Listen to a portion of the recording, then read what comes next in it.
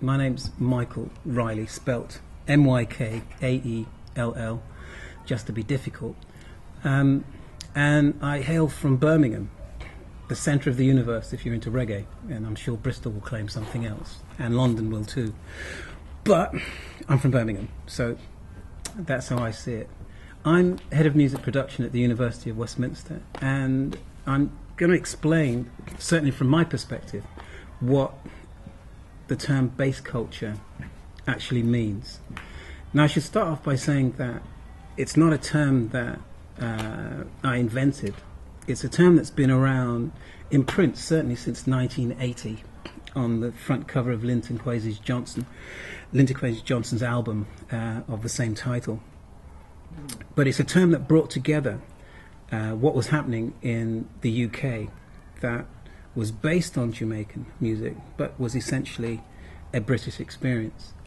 And that experience we can start looking at from almost the first major arrival of Jamaican immigrants in the UK, which was, I think it was around about June 1948 on the SS Windrush that arrived at Tilbury Docks. And Tilbury Docks was much like many of the other major industrial cities that had a dock. And they would include Bristol, they'd include Birmingham, they'd include Liverpool and Manchester. But major settlements of Caribbeans is what we're really looking at, and what they brought with them back in the day. I think on the arrival of the SS Windrush, there was a musician called Lord Kitchener, and as he stepped off the boat, he sang out of joy, I guess he's totally misguided, but out of joy, landing in London, or Britain, which was described back then as lined with gold. And he said, "London's the place for me." And this was picked up by news coverage, and it's become a symbolic, iconic picture. And the song too, which kind of echoed the sentiments of Caribbeans as they arrived. But what they brought with them was their music. And that's essentially what we're looking at today. And in terms of that music, that culture, that experience that arrived, what we're looking at under the heading bass culture is the impact of those experiences, which were considered alien back then, the impact of that culture, the impact of that community, and how over the decades that has become part and parcel of what we call British and what is underscored multiculturalism. So coming forward from then, which is 1948, really the first time I think Brits really get to grips with Jamaican culture is round about, I think, 1964, with a hit by Millie Small, My Boy Lollipop, that entered the charts and stayed there for, I think it was up to nearly 5 weeks at the time. And it's the arrival in terms of the larger public understanding of Jamaican music, of that song in the charts, that Britain turned around and had a new relationship with Jamaican music. And from that point onwards, we start to develop an audience, quite a specialist audience to begin with, amongst skinheads, mods in the UK, that alongside American imports embraced Jamaican music. So from this tiny island of less than 2 million people, 2.5 million people at the time, the music was competing with the juggernaut which was American music. So we have the impact of Jamaican music and creating a new scene in the UK all the way back in the 60s. First with fans who were quite fanatical at the time, because you had to be, in terms of finding the music, in terms of purchasing the music, and then participating as an experience in an event. And these events back in the day, and I should point out back in the days, back in the 60s, would mean going to a house party, or a shubeen as it was called, and being next to this alien community, because that's how Caribbeans were described at the time, and an alien sound, which was the sound system. And the sonics of that was a heavy, heavy bottom end. This was a new experience for Brits, that the first encounter was often some distance away, where it's just the resonance of bass frequencies on their road. And at that time, we had we had mods, and we had skinheads. Mods were into American music and black music, essentially. They embraced early reggae, and I should explain, reggae is a generic term now for anything coming out of Jamaica. So to be more specific, they embraced ska, they embraced the system through which they experienced it, which was sound systems. They embraced the community, which was the Jamaican community at the time, and they started to embrace the fashion that was visible via the Jamaican community. And this involved, at the time, very slim fit trousers, very short jackets, which are back in fashion now. Back in the day, they were called bum freezers. Trousers which ended just before the ankle, so you could see the socks. That was part of it. Two-tone, which is where the label title came from. The two-tone suits was the material that gave you two different shades in the right light. They started to embrace that culture. By the time we get to the 70s, we have kids that have grown up in households. This is white kids in white families, within the cities and to some extent outside of the cities, who've grown up with ska music in Britain. So it's not alien to them. By the time we get to the mid-70s, these kids are now creating music of their own. But they've grown up, they've been schooled in Jamaican music, in Jamaican culture. Most of these kids existed within urban centres such as London, Bristol, Birmingham, Manchester. And their culture was as much British as it was Caribbean, and more specifically Jamaican. So these kids, when it came to creating music, part of their accumulative experience was Caribbean, was Jamaican, was reggae, was ska.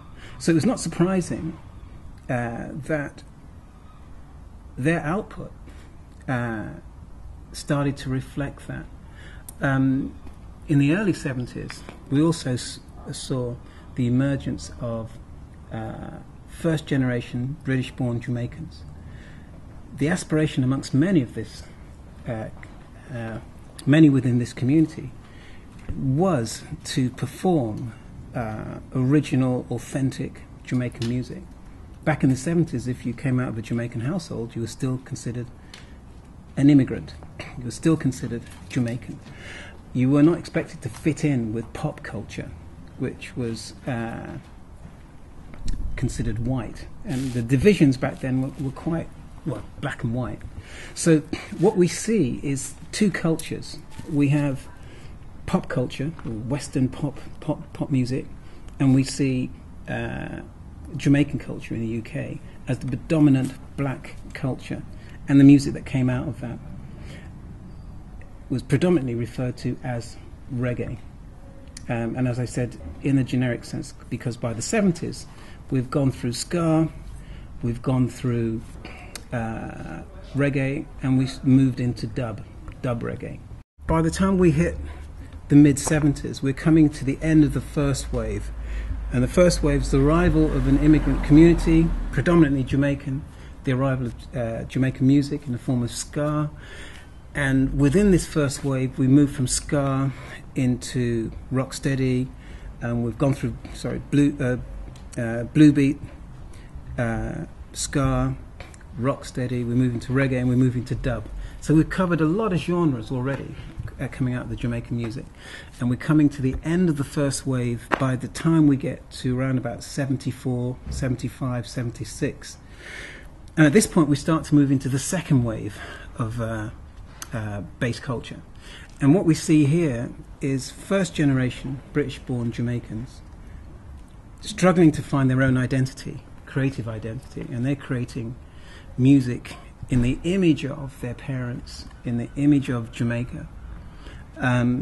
We see white British youth rebelling against everything which has gone down before. So they're rebelling against the rock bands of the 60s and trying to find their own identity. And this produces punk. But, as I said earlier, in many cases, within inner city Britain, and these inner city communities are London, Bristol, Manchester, Birmingham, Leeds, Liverpool, and so on. These kids have grown up next to Jamaican communities, Caribbean communities. They're familiar with the music. So mid-70s, we see a coming together, a recognition amongst youth of the challenge of finding a job, a challenge of trying to fit in, a challenge of identity, and a musical challenge. On one side it's punk, and now it's reggae. Because at the same time, mid-70s, we have the record companies recognizing the interest and the commercial viability of Jamaican reggae. And that's exploding.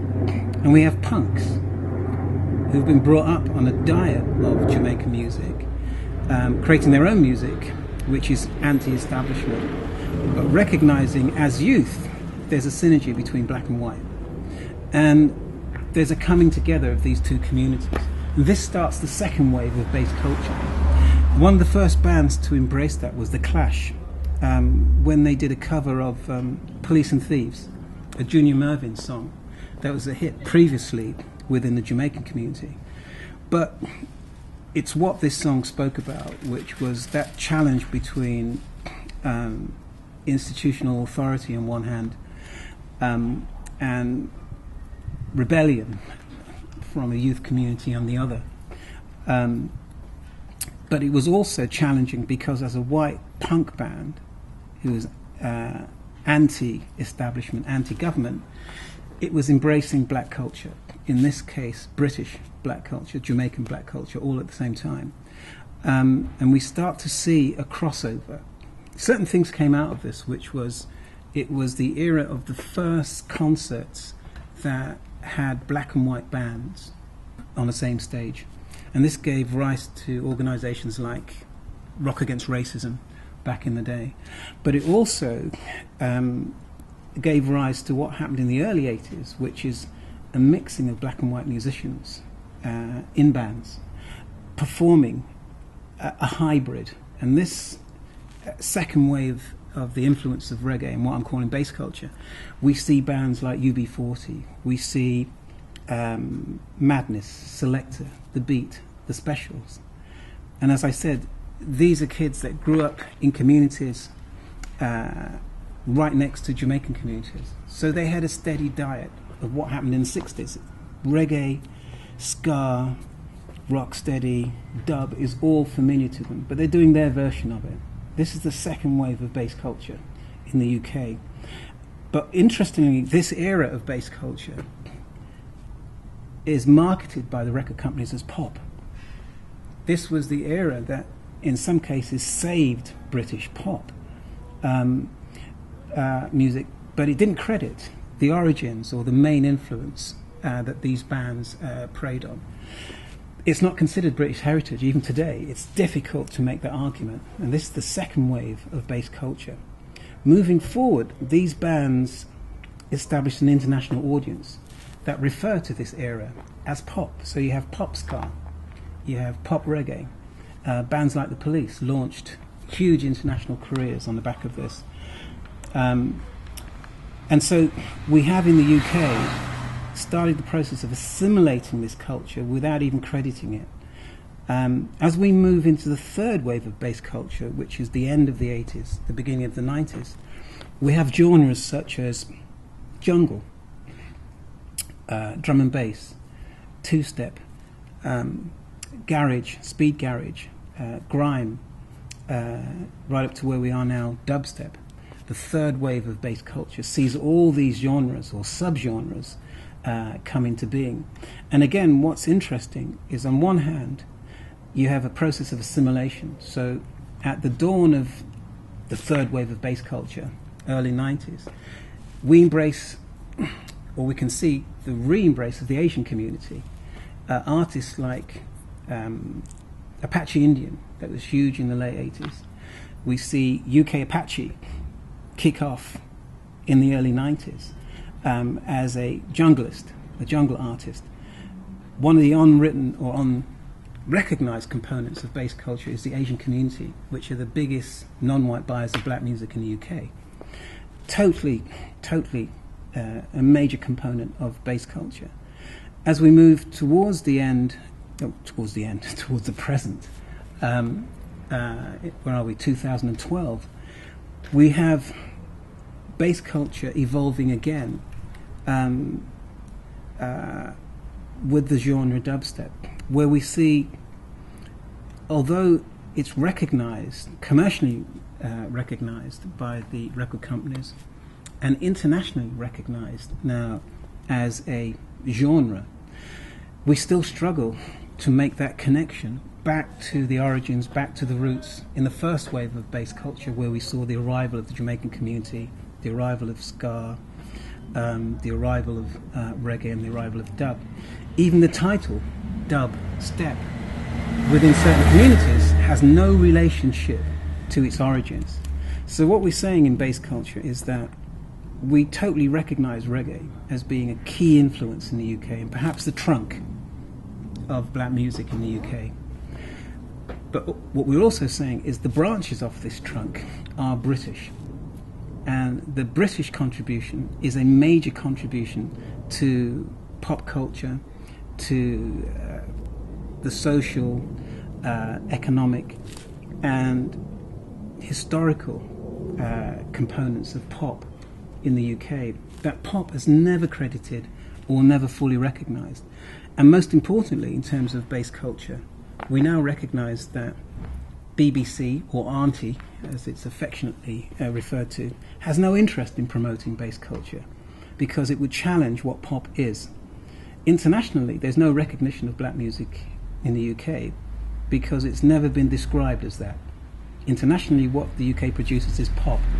Pop takes from everything and credits nothing except itself. And bass culture is a casualty of pop's success. But the flip side of that is that bass culture is a major catalyst within pop and pop history. And so one of the struggles today, certainly from a heritage perspective, is to recognize this contribution, this creative and cultural contribution in Britain. And that's a struggle for all artists, black and white, because it is a collective effort. And it's the effort, really, which underscores multiculturalism.